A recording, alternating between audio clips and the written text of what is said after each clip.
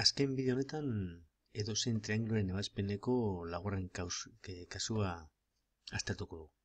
Kasu honetan, emango dizkigute bi angelu eta alde bat. Kasu honetan ipini dut bien artean dagoen aldea, baina beste edozein aldea izan. Vale? Zergaitik? Asunto oso simplea da. Bi angelu ezagutzen ditugunean, hirugarren angelua ere ezaguna da. Aplikatzen dugu.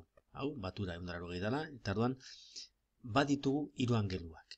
Eta orduan asuntua da, ezagutzen ditugunean hiru angeluak eta alde bat, beste alde biak kalkulatu behar izango ditu. Vale? Horretarako, ze erabili ba sinoren teorema. Vale? Sinoren teorema aplikatuz, daukagu. Ezagutzen dugu A angelua eta B angelua. B kalkulatzeko, sinu B ona ekarri bidertzen, ataratzen zaigu A bider sinu B zati sinua.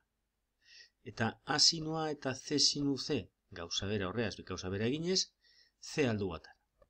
Eta C atarako da A bider sinu C zati A angelu. Horanik amaituko zanarik. Etik moduan nengo dugu adibetxo bat. Vale? Adibide honetan daukagu. A aldea 8, B angelua 45 eta C angelua 60.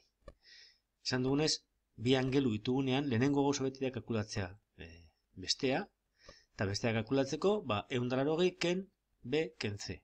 Kasu honetan, 75 gradu.